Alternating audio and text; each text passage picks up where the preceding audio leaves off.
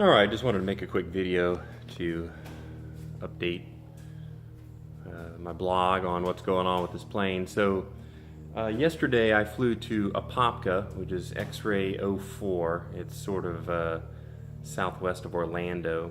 It's actually the first time I've gone in there. I've been flying around Florida for almost 20 years, and I've always heard Apopka on the radio. They have a CTAF of 123.05, which is the same as Tampa North, where I learned to fly, and also Winter Haven, where I did a lot of flight instructing out of. So I've always heard of Apopka, but I've never gone there until yesterday. But flew up there yesterday and met a guy in person who I originally met on the internet on the piperforum.com, and it was good to meet him, and he helped me to replace my directional gyro, which was on my list to do. The one that I had was pretty tired. Let me show it to you here.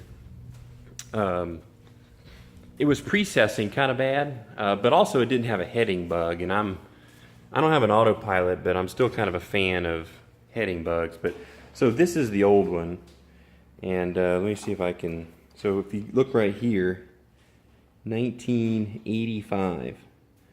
So I was 3 when this thing was built. And there is a log in the book that says that it was overhauled at some point. Was it 97? I think it may have been 97 that it was overhauled.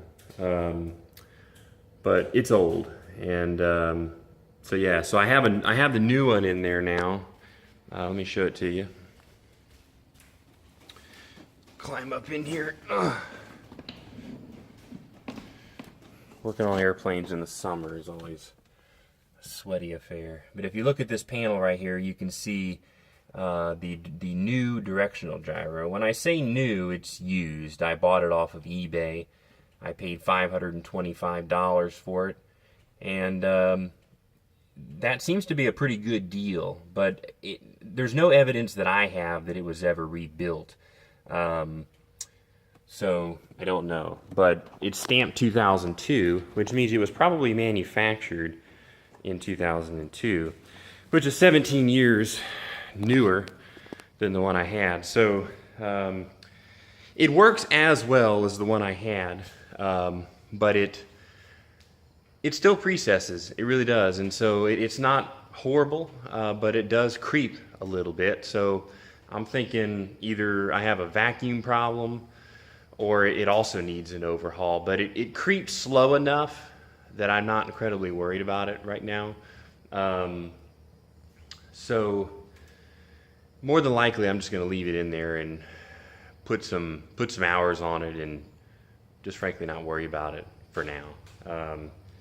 So the heading bug works great. The whole thing seems to work great. I also had the 2 filters. There's a filter, kind of looks like an oil can, but without the metal wrapper that goes in there, and that sort of attaches to the firewall. And it's actually funny because there's a little bolt that goes through the firewall, and it really takes 2 people to do that. But we changed out that, and there's also a regulator filter, which is basically just a little piece of foam, and we changed that out. So both the vacuum filters are new, and the DG is new. So that's that.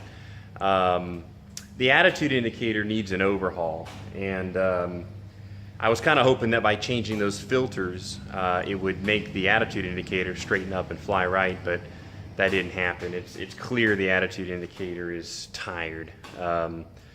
So I'm going to have it rebuilt. I'm going to use Rudy Aircraft Instruments. They're an overhaul outlet, and for $355 they can overhaul my AI.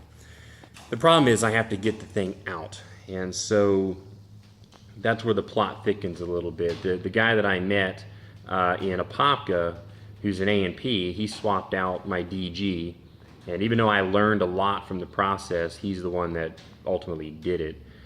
And going under there myself and looking under that panel, I probably could do it, but I'd frankly rather leave it to a pro, to be honest with you. So So that's the plan. So coupled with that, I also have a flat tire on this airplane. It's not flat at the moment because I pumped it up, but it was flat this morning, and it was losing air yesterday. When I flew up to Apopka, I landed and everything was fine, and I pushed it in his hangar for him to do his job. And about 2 hours into the job, I looked down at that wheel and I said, hey, I got gnats on my face. I said, hey, this thing's leaking big time. And so that was kind of unsettling because I was sitting in an outstation. But I went ahead and pumped it back up, and then he finished up his job, and we went out to Chili's and ate lunch.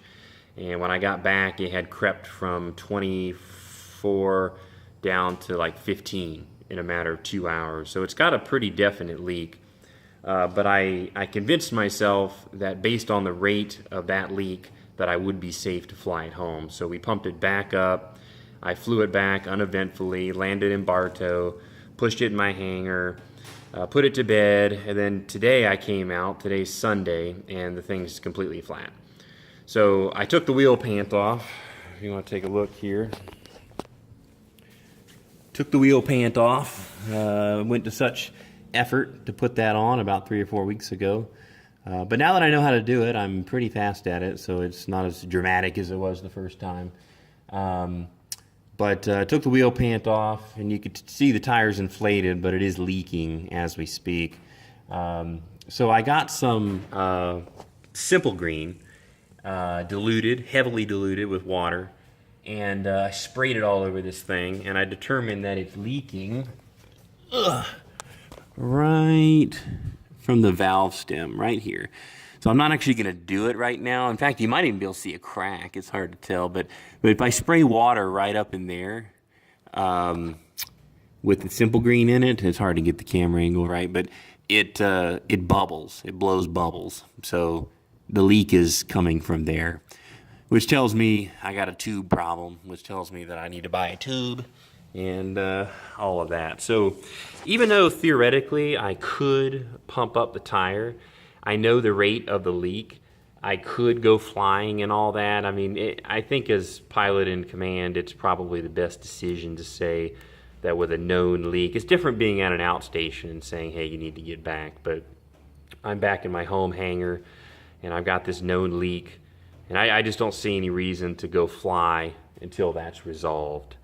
So you couple that with the attitude indicator pull, and I'm going to have this guy who I met in Apopka. He actually works in Tampa.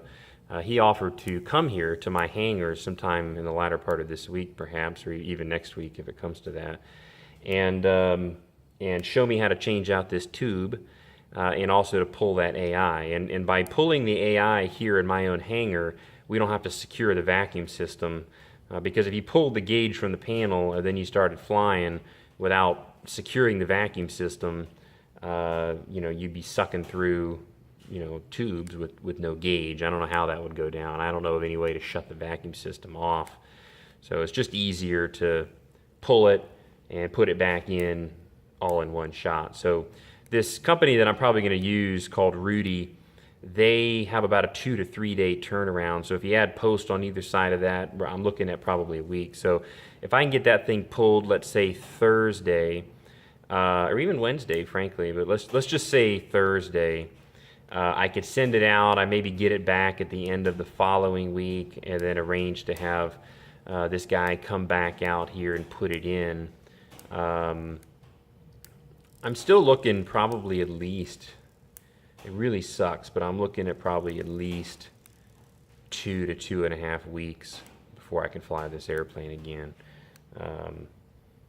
which blows. It really does. So it's just the way the cookie crumbles sometimes, but that's where we are. So meanwhile, I've got plenty of other stuff to do to it. Yesterday, I missed the shipment of my iPad Mini 4 that I bought, and it bounced off my doorstep. There was nobody there to sign for it. So my wife is home now, and I'm hoping that it's Sunday, but I know sometimes USPS will deliver on Sunday, so I'm hoping she'll get that today.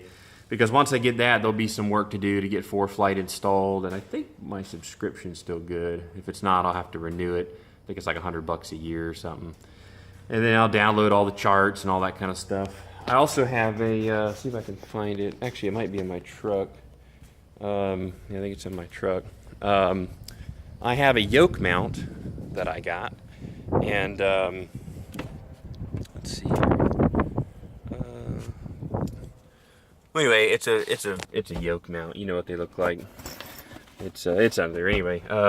So I have a iPad mini yoke mount that I just bought, and so that's actually my next step. As soon as I'm done recording this video, I'm going to climb in there and mount that yoke mount on the yoke, and then I'm going to wipe down the inside a little bit, and I'm going to get the bugs off from yesterday, and then I'm out of here. So that's kind of where we're at today. Mission accomplished once I get to that point. Then I'm going to swing by the gym, and then I'm going to go home, and then I'm going to mow the lawn. So it never ends for me. So anyway, that's the update. So I don't expect to fly for a couple weeks, but can't even see my face. There we go. For a couple of weeks, but it is what it is. All right, catch you later. See you.